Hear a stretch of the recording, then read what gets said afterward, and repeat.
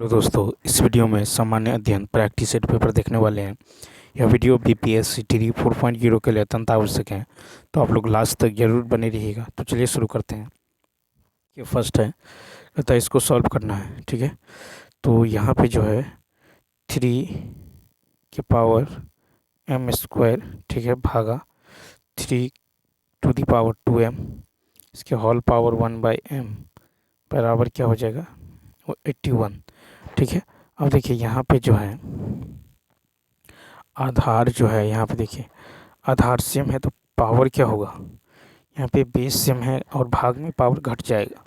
ठीक है, तो क्या हो जाएगा, तो यहाँ पे होगा 3 के पावर m², ठीक है, -2m, ठीक है, -2m, इसके पावर में क्या हो जाएगा 1/m बराबर होगा 81। ठीक है, यानी ये हो जाएगा आपको, तो यहाँ पे जो हो जाएगा आपको, यानी 3 के पावर क्या हो जाएगा, तो 3 के पावर हो जाएगा m कॉमन कीजिएगा, 3 के power m into m-2 into 1/m, ठीक है, बराबर कितना 81। ठीक है, बराबर 81। तो यहाँ से m कैंसिल हो जाएगा। ठीक है, यहाँ से m क्या होगा, तो कैंसिल हो जाएगा, यानी 3 के पावर m-2 बराबर होगा 3 के पावर 4। 81 को लिख सकते हैं 3 के पावर 4। ठीक, अब देखिए यहाँ पे बेस आधार सेम है तो ये दोनों बराबर होगा, पावर बराबर होगा, यानी क्या होगा, तो m-2 बराबर 4 हो जाएगा। m-2 बराबर 4, तो m बराबर कितना होगा 6, तो m बराबर हो जाएगा, ये 2 उधर जाएगा प्लस में, तो 6, यानी बी ऑप्शन। नेक्स्ट देखिए, नेक्स्ट क्वेश्चन है, कहता है ABCD एक आयताकार कागज का टुकड़ा है जिसमें AB 20 सेंटीमीटर तथा BC 14 सेंटीमीटर। इस कागज के टुकड़े से BC को व्यास मानकर एक अर्धवृत्ताकार जो है टुकड़ा काट लिया जाता है। तो इस तरह से देखिए, यहाँ जो है मान लीजिए यह है ABCD, ठीक है, ABCD। तो यहाँ जो है अर्धवृत्ताकार जो है टुकड़ा BC को आधार मानकर व्यास मानकर काट लिया जाता है। ठीक है, BC जो है, AB कितना है, तो AB है 20, BC है 14। ठीक है, यहाँ से यहाँ तक कितना है 14 है। तो हमको कहता है कागज के शेष भाग का क्षेत्रफल पता करना है। तो यहाँ पे क्या होगा, कागज के शेष भाग का क्षेत्रफल होगा आयताकार कागज का क्षेत्रफल माइनस अर्धवृत्ताकार टुकड़ा का क्षेत्रफल। तो आयत का क्षेत्रफल होगा लंबाई गुने चौड़ाई, इसमें से अर्धवृत्ताकार टुकड़ा का क्षेत्रफल क्या होगा, तो हाफ। ठीक है, हाफ पाई आर, ठीक है, पाई r², यानी यहाँ से यहाँ तक 14 है व्यास, तो रेडियस कितना 7 हो जाएगा। तो ये हो जाएगा 7 × 7। ठीक है, देखिए यहाँ से ये 7 कैंसिल, ये 2 से कट जाएगा, कितना 11। तो देखिए यहाँ से जो हो जाएगा, इधर होगा 14 × 28, 280 माइनस ये हो जाएगा कितना 280 माइनस 77, यानी ये हो जाएगा 203 सेंटीमीटर स्क्वायर। तो इसका राइट आंसर क्या होने वाला है, सी ऑप्शन। नेक्स्ट देखिए, कहता धनात्मक संख्या k को जब उसके 30% से गुना किया जाता है। धनात्मक संख्या को जब कहता उसके 30% से, ठीक है, धनात्मक संख्या k को जब उसके 30% से गुना किया जाता है, ठीक है, गुना किया जाता है तो प्राप्त संख्या k से 170% अधिक होता है। तो प्राप्त संख्या k से 170% अधिक, यानी 100 + 170/100। ठीक है, यानी ये क्या हो जाएगा, तो देखिए 2 0 से 2 0 कैंसिल, यानी 30।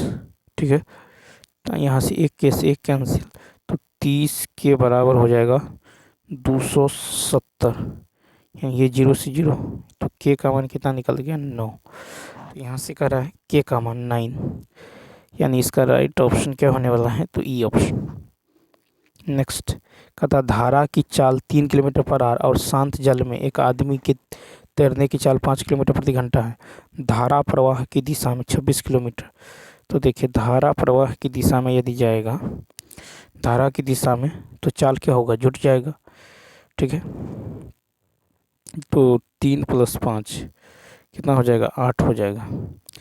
ठीक है, ये जो है 13 दूनी 26, 4 दूनी 8, 13/4 यानी 4 तिया 12, 1 13, 3 सही 1/4 घंटा हो जाएगा, बी ऑप्शन। नेक्स्ट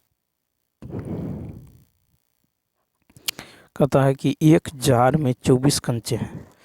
ठीक है, जिसमें से कुछ हरे हैं और कुछ नीले हैं। ठीक है, तो माना हरे कंचे यदि x मान लेते हैं, हरा कंचा। ठीक है, तो यहाँ पे नीले कंचा क्या होगा, 24 - x। ठीक है, ठीक है, क्या हो जाएगा, 24 - x हो जाएगा। यदि इस जार से या दृक्षा एक कंचा निकाला जाता है तो कंचे के हरे होने की प्रायिकता 2/3 है। जार में नीले कंचों की संख्या क्या होगा। ठीक है, तो हरे होने की प्रायिकता, तो यहाँ पे देखिए, तो प्रोबेबिलिटी ऑफ हरे कंचे, तो क्या होगा, तो हरे कंचे की संख्या कितना है, x कितना है, x है, और टोटल कितना है, तो टोटल जो है ये है 24, तो x/24 हो जाएगा। और इसका मान दे दिया गया है 2/3। ठीक, तो 3 × 8 = 24, यानी x का मान कितना निकल गया, 16। x का मान जो है आपको निकल गया है 16। ठीक है, x का मान यदि 16 है तो यहाँ से आप जो है नीले कंचे,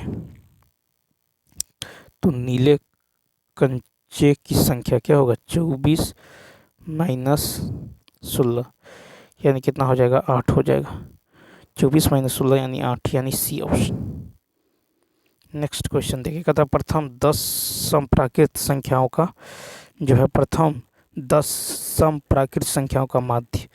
तो देखिए, तो प्रथम n समप्राकृत संख्याओं का माध्य होता है n+1। क्या होता है, n+1। ठीक है, तो याद रखना है, प्रथम n समप्राकृत संख्याओं का माध्य होता है n+1, यानी क्या होगा, 10 + 1 यानी 11, सी ऑप्शन। नेक्स्ट कहता माध्यिका और बहुलक के बीच संबंध। ठीक है, तो माध्यिका और बहुलक के बीच संबंध क्या होता है, तो देखिए बहुलक बराबर होता है 3 × माध्यक। ठीक है, -2 × माध्य। ठीक है, तो बहुलक बराबर होता है 3 × माध्यक -2 × माध्य। ठीक है, बहुलक बराबर 3 × माध्यक -2 × माध्य। बहुलक बराबर होता है 3 × माध्यक -2 × माध्य। अब यदि बहुलक जो है, बहुलक दे दिया गया है z। ठीक है, माध्यक को यदि आप x लेते हैं, सॉरी माध्यक है y, तो 3y - 2x। ठीक है, तो z बराबर, तो यहाँ से z बराबर 3y - 2x। ठीक है, z बराबर 3, ठीक है, तो z बराबर हो जाएगा आपको, z बराबर कितना, 3y। अब यदि यहाँ पे माध्यक को देखिएगा, माध्य। ठीक है, तो 3 × माध्यक -2 × माध्य, 3 × माध्यक -2 × माध्य। अब यहाँ पे हम क्या करते हैं, दोनों ओर जो है माध्यक को 3 बना देते हैं। ठीक है, इधर भी माध्य को यदि आप 3 बनाइएगा तो इधर क्या करना पड़ेगा, माध्य को घटाना होगा। ठीक है, दोनों ओर जो है माध्य को यदि आप घटाएंगे, ठीक है, क्योंकि यहाँ पर है 3 × माध्यक। ठीक है, 3 × माध्यक। ठीक है, 3 × माध्यक, या फिर ऐसे समझिए कि माध्य माइनस बहुलक। ठीक है, माध्य माइनस बहुलक बराबर क्या होगा, तो 3 × माध्य, 3 × माध्य माइनस माध्य का यानी माध्यक। ठीक है, तो यहाँ पे जो हो जाएगा माध्य माइनस बहुलक बराबर, माध्य माइनस बहुलक बराबर यहाँ पर हो जाएगा आपको 3 × माध्य माइनस माध्य का, यानी x - z बराबर 3 × x - y। ठीक है, तो x माइनस जेड बराबर 3 इंटू एक्स माइनस वाई हो जाएगा, यानी बी ऑप्शन। ठीक है, नेक्स्ट क्वेश्चन देखिए। नेक्स्ट क्वेश्चन है कि एक समांतर सीढ़ी, ठीक है, समांतर सीढ़ी इतना का सार्व अंतर, तो सार्व अंतर जो होगा ये होगा 5/4 a2 माइनस a1 या 3/4, 5 में से 3 गया 2/4 यानी 1/2, सी ऑप्शन। नेक्स्ट क्वेश्चन और देखिए। नेक्स्ट है कहा कि अप्रैल 2024 में एसोचैम के अध्यक्ष का पदभार किसने ग्रहण किया है? तो देखिए 39 का होगा बी ऑप्शन, संजय नायर। तो अप्रैल 2024 में एसोचैम के अध्यक्ष जो है संजय नायर ने पदभार ग्रहण किया है। नेशनल स्टॉक एक्सचेंज के वर्तमान सीईओ आशीष कुमार चौहान है। फिक्की के वर्तमान अध्यक्ष अनीश शाह हैं। एसोचैम का तात्पर्य ठीक है, एसोसिएटेड, ठीक है, chambers of commerce and industries of India है। 1988 में स्थापित जो है नासकॉम संगठन का तात्पर्य नेशनल एसोसिएशन ऑफ सॉफ्टवेयर एवं सर्विसेज कंपनीज हैं। कहता ठीक है, जय श्री दास वर्मा हाल ही में फिक्की महिला संगठन की अध्यक्ष बनी है। ठीक है, उसके बाद देखिए, तो यहाँ पे आपको याद रखना है कि अप्रैल 2024 में एसोचैम के अध्यक्ष संजय नायर ने पदभार ग्रहण किया है। अब चलिए देखते हैं नेक्स्ट क्वेश्चन। देखिए क्वेश्चन नंबर 40 है, करा कि अगस्त 2024 में खबरों में रहे INS अरिघात क्या है? तो ई ऑप्शन। तो देखिए अगस्त 2024 में खबरों में रहे INS अरिघात जो है ये भारत की दूसरी परमाणु पनडुब्बी है। ठीक है, क्या है? तो INS अरिघात जो है ये भारत की दूसरी परमाणु पनडुब्बी है। भारत की पहली परमाणु पनडुब्बी INS अरिहंत 2018 में शामिल की गई। फिर अरिहंत संस्कृत का शब्द है जिसका अर्थ है शत्रु का विनाशक। ठीक है, और गुजरात के द्वारका में भारत का पहला पनडुब्बी पर्यटन शुरू किया जा रहा है। स्कॉर्पियन श्रेणी की पहली पनडुब्बी INS कलवरी है। ठीक है, स्कॉर्पियन श्रेणी की प्रोजेक्ट 75 के तहत स्कॉर्पियन श्रेणी की 6 पनडुब्बियां क्रमशः INS Kalvari, INS Vagsheer, INS वेला, INS खंडेरी, INS करंज और INS वागीर हैं। ठीक है, नेक्स्ट क्वेश्चन देखिए। कौन सा देश जो है गर्भपात को संवैधानिक जो अधिकार का दर्जा देने वाला विश्व का पहला देश बन गया है? तो इसका राइट आंसर होगा ये फ्रांस। हाल ही में फ्रांस जो है गर्भपात को संवैधानिक अधिकार का दर्जा देने वाला विश्व का पहला देश बना है। फ्रांस के राष्ट्रपति इमैनुअल मैक्रोन के द्वारा अंतर्राष्ट्रीय महिला दिवस के अवसर पर 8 मार्च 2024 पर देश की महिलाओं को बड़ा तोहफा जो स्वरूप गर्भपात को संवैधानिक अधिकार का दर्जा दे दिया है। हाल ही में गैब्रियल अटाल फ्रांस के नए प्रधानमंत्री बने हैं। ठीक है, तो गैब्रियल अटाल जो है ये फ्रांस के नए प्रधानमंत्री बने हैं। नेक्स्ट कहता है किस राज्य सरकार ने युवा उद्यमियों को सशक्त बनाने के लिए युवा उद्यमी विकास अभियान शुरू किया है? तो सी ऑप्शन, उत्तर प्रदेश। हाल ही में उत्तर प्रदेश राज्य सरकार ने युवा उद्यमियों को सशक्त बनाने के लिए युवा उद्यमी विकास अभियान शुरू किया है। इस योजना के माध्यम से राज्य के शिक्षित युवाओं को स्वरोजगार से जुड़ने के लिए ब्याज मुक्त लोन मिलेगा। नेक्स्ट है कि शिक्षा मंत्रालय द्वारा जारी राष्ट्रीय संस्थागत रैंकिंग फ्रेमवर्क 2024 में कौन सा संस्थान जो समग्र श्रेणी में पहला स्थान पर रहा है? तो राइट आंसर होगा बी, IIT मद्रास। तो देखिए यहाँ पे जो हो जाएगा शिक्षा मंत्रालय द्वारा जारी राष्ट्रीय संस्थागत रैंकिंग फ्रेमवर्क 2024 में IIT मद्रास समग्र श्रेणी में पहला स्थान पर रहा है।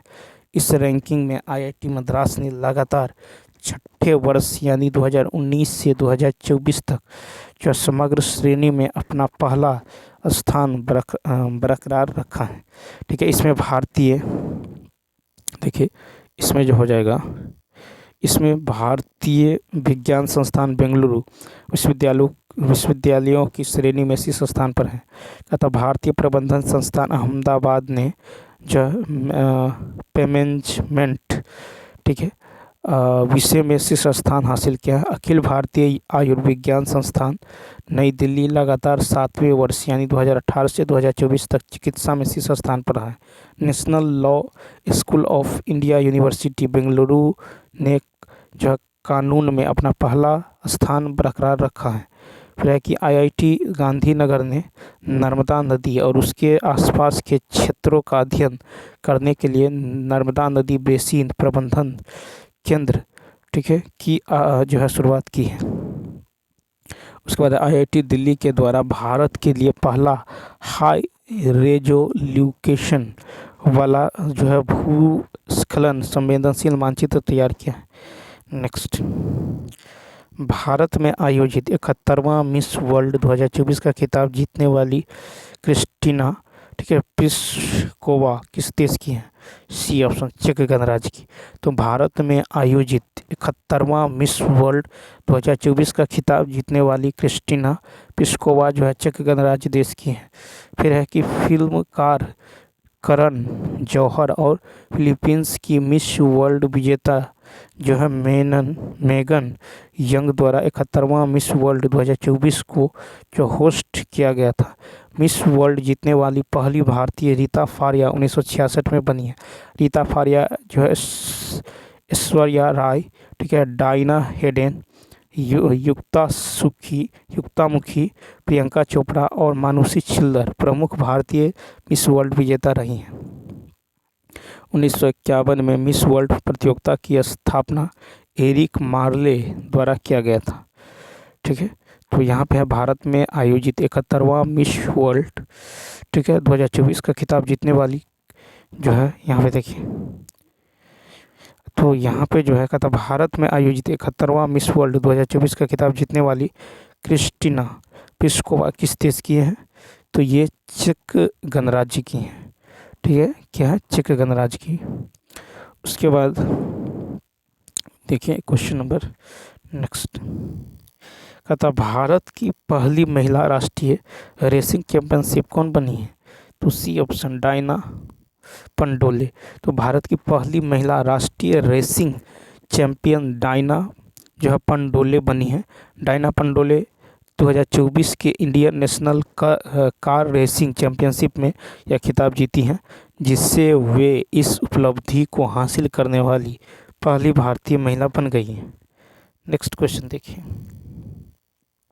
हाल ही में किस नोबेल पुरस्कार भारतीय विजेता के द्वारा सपनों की रोशनी नामक पुस्तक का विमोचन किया गया है? तो सी ऑप्शन, कैलाश सत्यार्थी। हाल ही में नोबेल पुरस्कार भारतीय विजेता कैलाश सत्यार्थी के द्वारा सपनों की रोशनी नामक जो है पुस्तक का विमोचन किया गया है। सपनों की रोशनी नामक पुस्तक कैलाश सत्यार्थी द्वारा 17 वर्ष की उम्र में लिखी गई डायरी पर आधारित है। फिर कैलाश सत्यार्थी को 2014 में शांति का नोबेल पुरस्कार से सम्मानित किया गया था। कैलाश सत्यार्थी बचपन बचाओ आंदोलन संगठन से जुड़े। नेक्स्ट, फिर 1927 में कांग्रेस ने साइमन कमीशन के बाइकॉट को लेकर किसके जो है सभापतित्व के अंतर्गत निर्णय लिया है? तो C option, M.A. Ansari. 1927 Congress ने साइमन कमीशन के बाइकॉट को लेकर M.A. अंसारी सभापतित्व के अंतर्गत निर्णय लिया है। 27 दिसंबर 1927 को मद्रास में हुए कांग्रेस के अधिवेशन में साइमन कमीशन का पूर्ण बहिष्कार का निर्णय लिया गया, जिसकी अध्यक्षता M.A. अंसारी ने की थी। 1919 के द्वारा शासन अधिनियम में कहा गया था कि अधिनियम पारित होने के 10 वर्ष बाद एक आयोग की नियुक्ति की जाएगी। यह आयोग जांच करेगी कि भारत उत्तरदायी शासन की दिशा में कहां तक प्रगति हुई है और आगे सुधार जो है किया जाना चाहिए। कथा आयोग की नियुक्ति तो 10 वर्ष बाद की जानी चाहिए थी, लेकिन ब्रिटेन की तत्कालीन कंजर्वेटिव सरकार ने 2 वर्ष पूर्व ही साइमन कमीशन, ठीक है, की नियुक्ति यानी 8 नवंबर 1927 को कर दी। साइमन आयोग की नियुक्ति राज्य सचिव जो बर्किनहेड ने की थी। फिर सर जॉन साइमन की अध्यक्षता में गठित साइमन आयोग में 7 सदस्य थे। इन 7 सदस्य में एक भी सदस्य भारतीय नहीं था, अर्थात सभी सदस्य अंग्रेज था, इसलिए इसे श्वेत कमीशन कहकर इसका बहिष्कार किया गया। साइमन कमीशन के विरुद्ध साइमन गो बैक का नारे लगाए गए और देशव्यापी हड़ताल का आयोजन किया गया। फिर देखिए नेक्स्ट है 1918 के मॉन्टेग्यू चेम्सफोर्ड सुधार प्रस्तावों को किसके द्वारा अपर्याप्त, असंतोषजनक एवं निराशाजनक माना गया। 48 का एक तिलक। तो देखिए 1918 में मॉन्टेग्यू चेम्सफोर्ड सुधार प्रस्तावों को जो तिलक द्वारा जो अपर्याप्त, असंतोषजनक एवं निराशाजनक माना गया। कांग्रेस ने अगस्त 1918 में हसन इमाम की अध्यक्षता में जो है बॉम्बे में एक विशेष सत्र में बैठक की और सुधारों को निराशाजनक एवं असंतोषजनक घोषित किया तथा इसके स्थान पर प्रभावी एवं असंतोषजनक यह घोषित किया तथा इसके स्थान पर प्रभावी स्वशासन की मांग की। बाल गंगाधर तिलक द्वारा मॉन्टेग्यू चेम्सफोर्ड सुधार को अयोग्य और निराशाजनक, एक धूप रहित जो है सुबह कहा गया था। एनी बेसेंट ने सुधारों को इंग्लैंड के प्रस्ताव के योग्य और भारत को स्वीकार करने के लिए अयोग्य पाया। फिर 1918 में राज्य सचिव एडविन सैमुअल मॉन्टेग्यू और वायसराय चेम्सफोर्ड ने संवैधानिक सुधारों की अपनी योजना तैयार की, जिस मॉन्टेग्यू चेम्सफोर्ड सुधार के रूप में जाना जाता है। इस अधिनियम का एकमात्र उद्देश्य भारतीयों का शासन में प्रतिनिधित्व सुनिश्चित करना था। वर्ष 1921 में जब मॉन्टेग्यू चेम्सफोर्ड सुधार को लागू किया गया। नेक्स्ट कहता धन के प्रवाह के प्रश्न को प्रथम बार किस भारतीय राष्ट्रवादी ने उठाया। तो सी ऑप्शन दादा भाई नौरोजी। धन के प्रवाह के प्रश्न को प्रथम बार दादा भाई नौरोजी भारतीय राष्ट्रवादी ने उठाया। दादा भाई नौरोजी ने अपनी पुस्तक poverty and un British rule in India में धन के प्रवाह, ड्रेन ऑफ वेल्थ का वर्णन किया है। यह पुस्तक वर्ष 1901 में अंग्रेजी भाषा में प्रकाशित हुई थी। दादा भाई नौरोजी के बाद R.C. दत्त ने अपनी पुस्तक इकोनॉमिक हिस्ट्री इन इंडिया में इसका उल्लेख किया है। दादा भाई नौरोजी को भारत के वयोवृद्ध पुरुष के रूप में भी जाना जाता है। राजनीतिक कारणों से भारत से धन का प्रवाह इंग्लैंड की ओर रहा था, ठीक है, जिसके बदले में भारत को कुछ नहीं प्राप्त होता था, ठीक है। इसे आर्थिक निकास या धन निकास, ठीक है, निष्कासन की संज्ञा दी गई। नेक्स्ट 50 नंबर है कि किसने तिलक को भारतीय अशांति का जनक वर्णित किया है। तो सी ऑप्शन। तो वेलेंटाइन शिरोल ने जो है तिलक को भारतीय अशांति का जनक वर्णित किया है, ठीक है। एक अंग्रेजी पत्रकार वेलेंटाइन शिरोल द्वारा जो है लिखित पुस्तक इंडियन अनरेस्ट में तिलक को भारतीय अशांति का जनक बताया है। स्वतंत्रता सेनानी, शिक्षक, इतिहासकार, पत्रकार और वकील, ठीक है, बाल गंगाधर तिलक को लोकमान्य तिलक के नाम से भी जाना जाता है। लोकमान्य तिलक ने लोगों को उत्पीड़न से लड़ने के लिए जागृत करने के लिए हिंदू धर्म ग्रंथों का इस्तेमाल किया। स्वराज हमारा जन्मसिद्ध अधिकार है और मैं इसे लेकर रहूँगा का नारा तिलक के द्वारा दिया गया था। बाल गंगाधर तिलक ने महाराष्ट्र क्षेत्र में गणेश चतुर्थी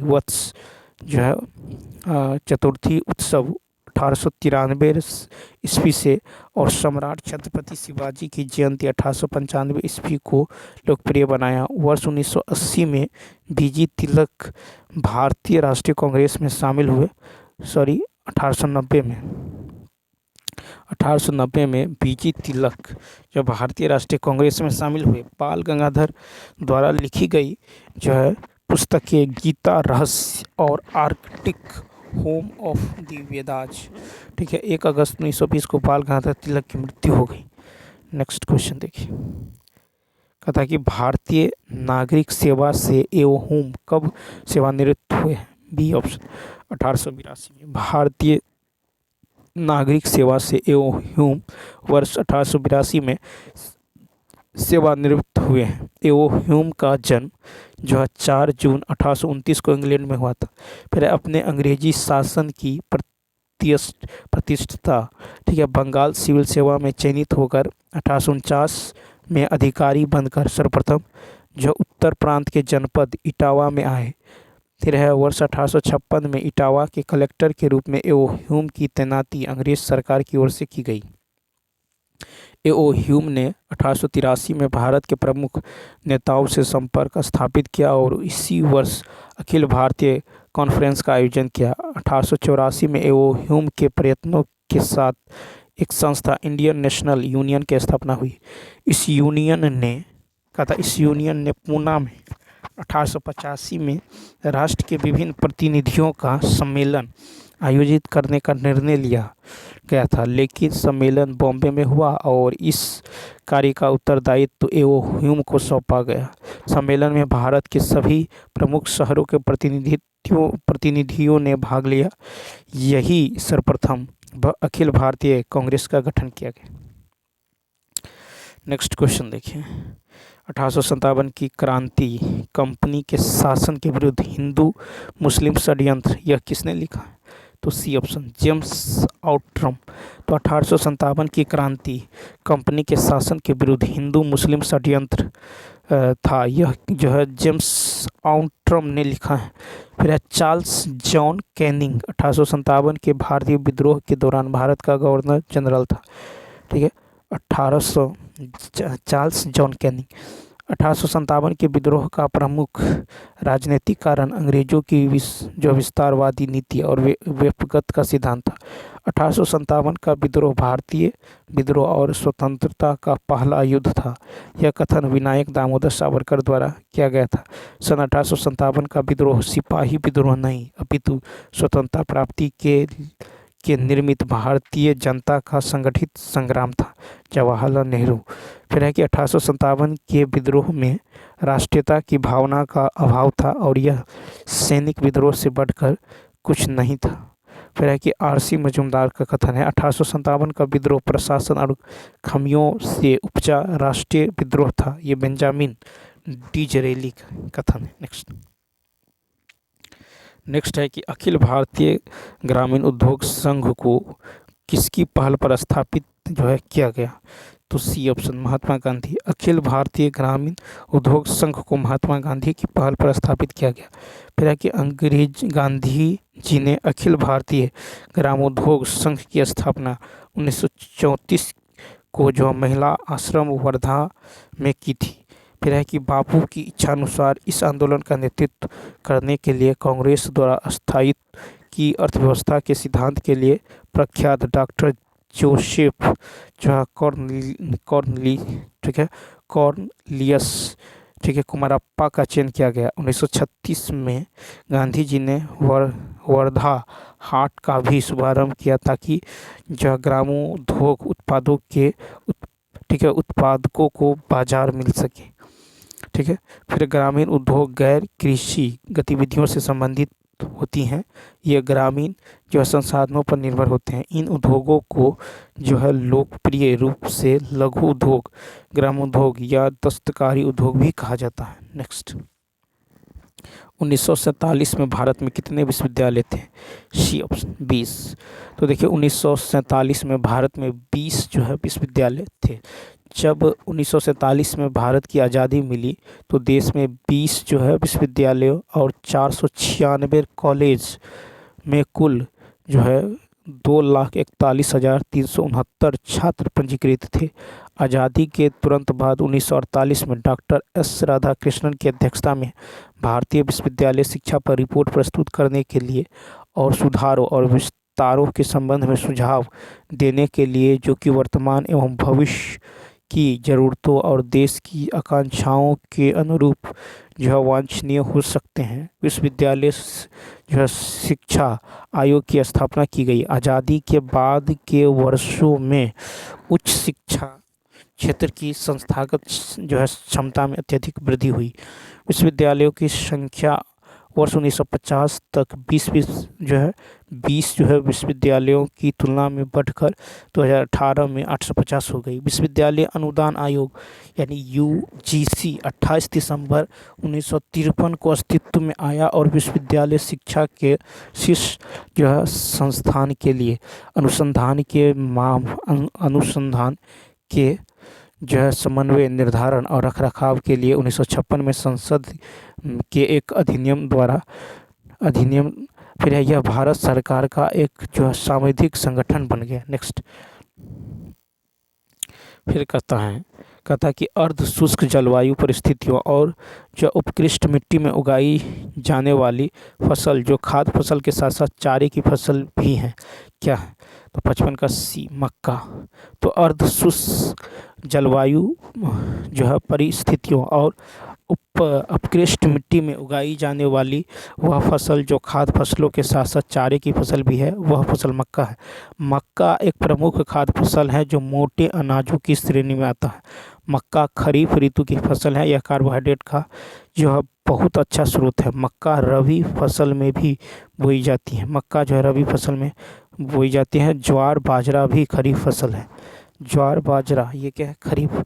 भारत की गेहूँ एक मुख्य जो है खाद्यान्न फसल है। गेहूं की खेती के लिए समशीतोष्ण जलवायु की आवश्यकता होती है। कहता भारत 1972 में अपना परिचालन आरंभ करने वाले बोकारो स्टील प्लांट की स्थापना किस देश की सहायता से की है? तो ये होगा सी ऑप्शन, यूएसएसआर। तो भारत 1972 में अपना परिचालन आरंभ करने वाले बोकारो स्टील प्लांट की स्थापना यूएसएसआर की स्थापना से की है। बोकारो स्टील प्लांट का प्रथम चरण की शुरुआत जो है 2 अक्टूबर 1972 ईस्वी से प्रारंभ हुआ है। फिर बोकारो को स्टील सिटी के नाम से भी जाना जाता है। यह झारखंड के बोकारो में स्थित है। इसकी स्थापना 1964 में हुई है। भिलाई इस्पात संयंत्र छत्तीसगढ़ के भिलाई में स्थित इस्पात कारखाना है। इस संयंत्र की स्थापना भी सोवियत संघ की सहायता से 1955 में की गई।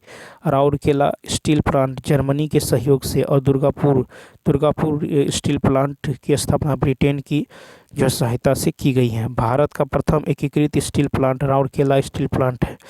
ठीक है, भारत का प्रथम एकीकृत राउरकेला स्टील फैक्ट्री की स्थापना 1959 में की गई। ठीक है, अब देखिए इस्पात संयंत्र कोयला प्राप्ति और लौह अयस्क प्राप्ति। तो देखिए भिलाई जो है ये कोयला प्राप्ति होता है कोरबा, बोकारो, झरिया से। ठीक है, दल्ली राजहारा से। फिर है राउरकेला ये कोरबा झरिया से, नोआमुंडी ठीक है बुनाई और बरसुआ के खान से। दुर्गापुर कोयला प्राप्ति रानीगंज, झरिया, पराकर से। और लौह अयस्क प्राप्ति गुआ खान से यानी झारखंड। बोकारो कोयला प्राप्ति जो है बोकारो व झरिया से और लौह अयस्क प्राप्ति है नोआमुंडी ठीक है क्योंझर और कीरीबिरू के खान से। नेक्स्ट कहता भारत और पाकिस्तान के बीच 1960 में हुई सिंधु जल समझौता पर किस शहर में हस्ताक्षर किए गए? तो यहाँ पे राइट आंसर होगा सी ऑप्शन, कराची।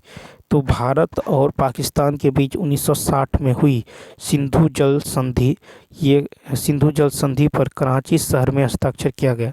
19 सितंबर 1960 को भारत और पाकिस्तान के बीच सिंधु जल समझौता हुआ था।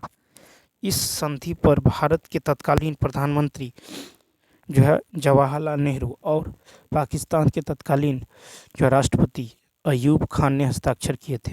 12 जनवरी 1961 से संधि की शर्त लागू कर दी गई। 12 जनवरी 1961 से। उसके बाद देखिए कि संधि के तहत 6 नदियों के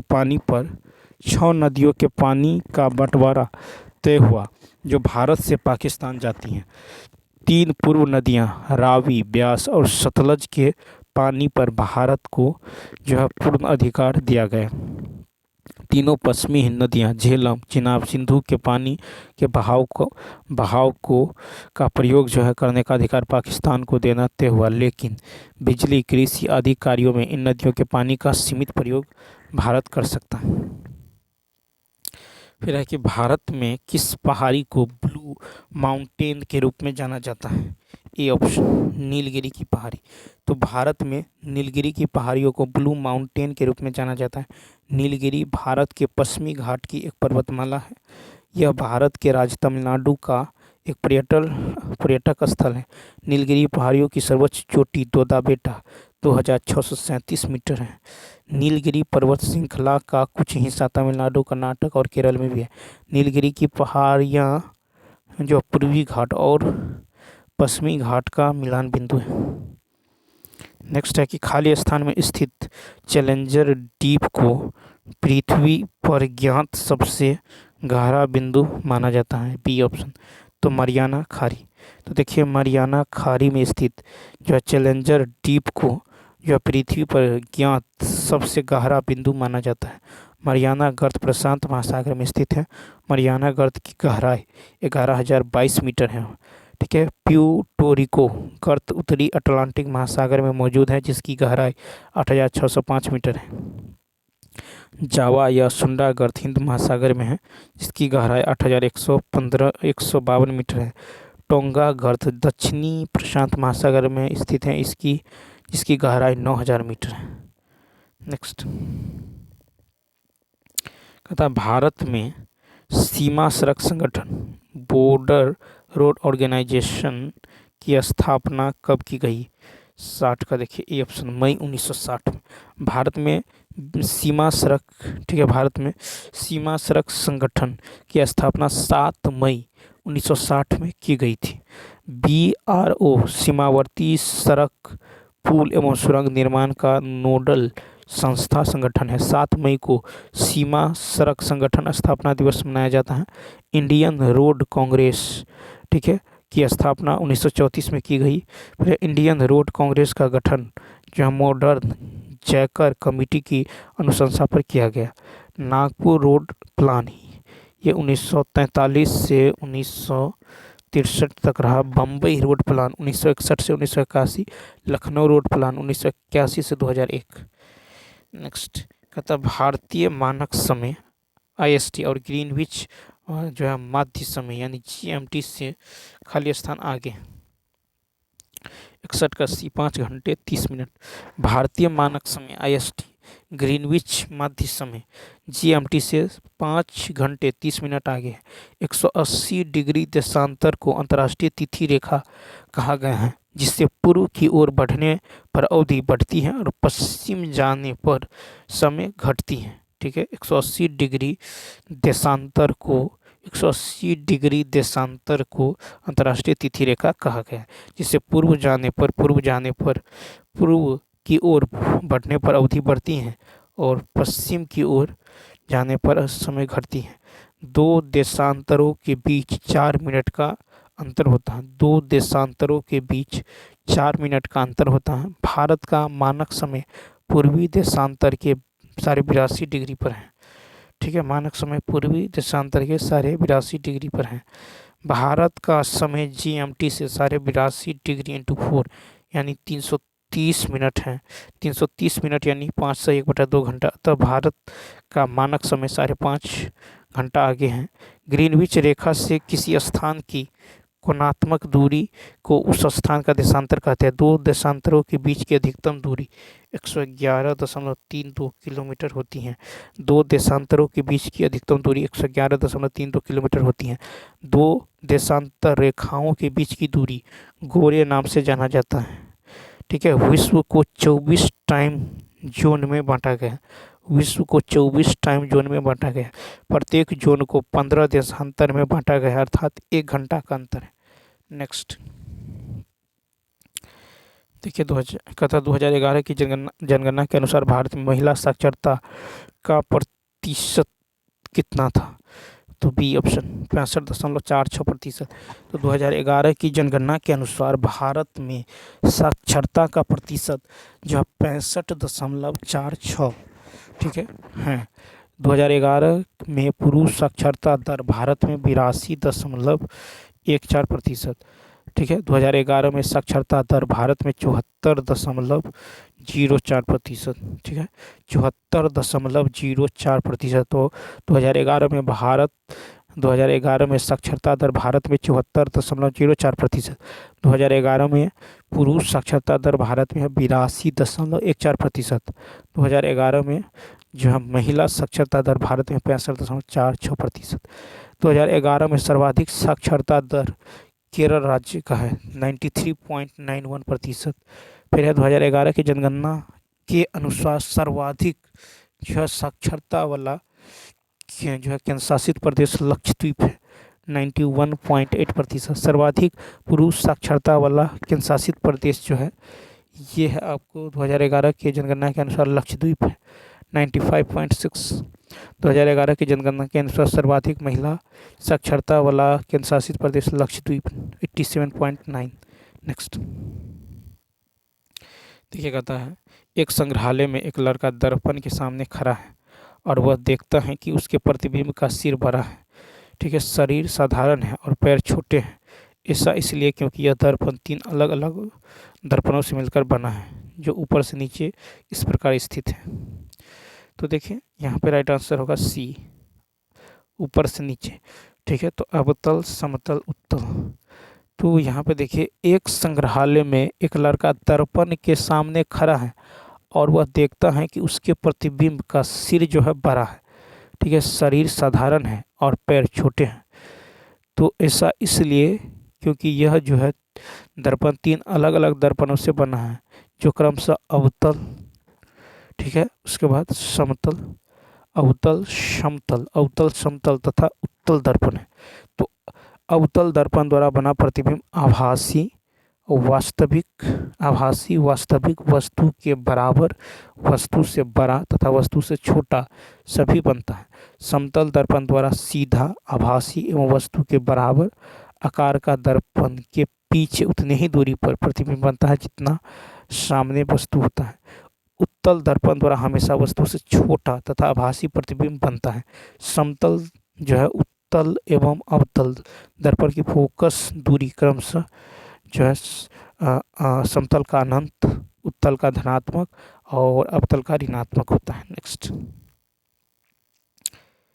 40 परमाणु भार वाले किसी तत्व का इलेक्ट्रॉनिक विन्यास जो है इतना है, इस तत्व के लिए कौन सा वाक्य उपयुक्त नहीं है? 64 का सी।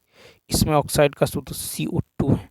तो 40 परमाणु भार वाले किसी तत्व का इलेक्ट्रॉनिक विन्यास 2882, ठीक है, 2882 हैं। इनके जो ऑक्साइड का सूत्र जो है CO2 है, यह गलत है। यह जो है कैल्शियम है, यह द्वितीय वर्ग का तत्व है, यह तृतीय आवर्त का तत्व है। इसके ऑक्साइड का सूत्र CaO है, ठीक है, और कैल्शियम के ऑक्साइड क्षारीय प्रकृति के होते हैं। कहता है कि सेरिब्रम मस्तिष्क के किस भाग में पाए जाते हैं? बी ऑप्शन, अग्र मस्तिष्क। तो सेरिब्रम मस्तिष्क के अग्र मस्तिष्क यानी फोर ब्रेन भाग में पाए जाते हैं। मनुष्य का केंद्रीय तंत्रिका तंत्र 2 भागों में से मिलकर बना होता है, एक होता है मस्तिष्क, दूसरा होता है मेरुरज्जु। मनुष्य का मस्तिष्क जो है अस्थियों के खोल जो है क्रेनियम में बंद रहता है। सेरिब्रम जो है मस्तिष्क का सबसे विकसित भाग है। सेरिब्रम के ज्ञानेंद्रियों से प्राप्त प्रेरणाओं का जो है इसमें विश्लेषण एवं समन्वय होता है। प्रमस्तिष्क एवं डाई एनसिफेलॉन अग्र मस्तिष्क के भाग होते हैं। फिर है मेडुला पोन्स एवं अनुमस्तिष्क पश्च मस्तिष्क के भाग होते हैं। मध्य मस्तिष्क एवं पश्च मस्तिष्क मिलकर मस्तिष्क स्तंभ का निर्माण करते हैं। तंत्रिका कोश ही सूचना संवहन की इकाई होती है। फिर है कोशा कला के अंदर और बाह्य सोडियम आयंस Na+ और K+ घुलनशील जो है अवस्था में विद्यमान होते हैं। एक वस्तु को एक अवतल दर्पण के सामने उसके फोकस और वक्रता केंद्र के बीच स्थित किसी बिंदु पर रखा गया है। प्रतिबिंब खाली स्थान स्थित किसी बिंदु पर बनेगा और खाली स्थान होगा। 66 का यदि देखें सी ऑप्शन, सी से परे और बड़ा। तो एक वस्तु को एक अवतल दर्पण के सामने उसके फोकस और वक्रता केंद्र के बीच स्थित किसी बिंदु पर रखा गया। प्रतिबिंब सी से परे स्थित किसी बिंदु पर बनेगा और बड़ा बनेगा।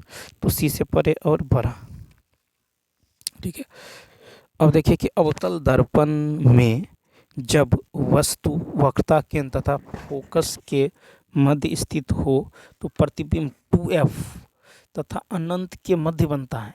वास्तविक उल्टा आकार में बड़ा, ठीक है, आकार में बड़ा और m ग्रेटर देन -1 होता है। अवतल दर्पण में जब वस्तु फोकस पर स्थित हो तो प्रतिबिंब अनंत पर, वास्तविक उल्टा आकार में बहुत बड़ा, आवर्धन क्षमता जो है m ग्रेटर देन -1 होता है।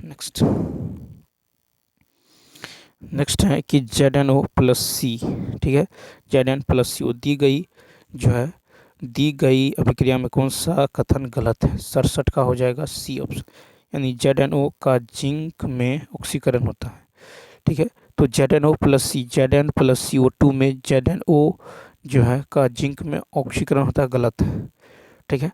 तो यहाँ पे देखिए ZnO प्लस सी ये बनता है Zn प्लस CO। तो यहाँ से यहाँ देखिए तो यहाँ पे क्या होता है? रिडक्शन होता है। क्या होता है? रिडक्शन। और कार्बन में जो है यहाँ पे ऑक्सीडेशन होता है, ऑक्सीडेशन। तो देखिए ZnO ऑक्सीकारक के रूप में कार्य करता है, सी जो है अपचायक के रूप में कार्य करता है, सी जो है अपचायक के रूप में कार्य करता है। सी का CO में ऑक्सीकरण होता है, ठीक है, सी का CO में ऑक्सीकरण होता है। नेक्स्ट कहता है कि मानव परिसंचरण तंत्र में सभी शिराएं रक्त को हृदय की ओर ले जाती हैं। फुसफुस शिरा और अन्य शिराओं में क्या अंतर है? तो सी ऑप्शन, यानी फुसफुसीय शिरा ऑक्सीजन युक्त शरीर रक्त ले जाती है। तो फुसफुसीय शिरा जो है ये ऑक्सीजन युक्त रक्त ले जाती हैं। तो मानव परिसंचरण तंत्र में सभी शिराएं रक्त को हृदय की ओर ले जाती हैं।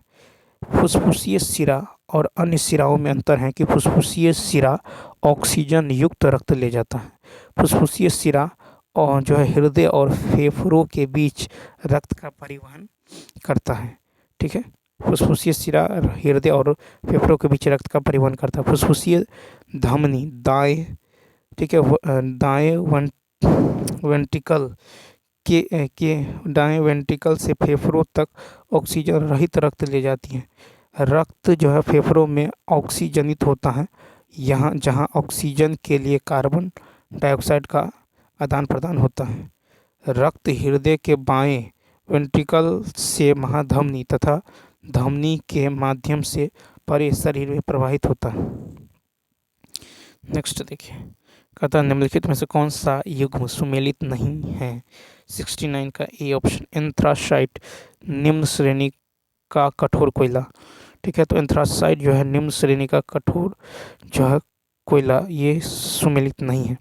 एंथ्रासाइट जो है कोयले सबसे उत्तम प्रकार का कोयला होता है, इसमें कार्बन की मात्रा जो 92% होती है।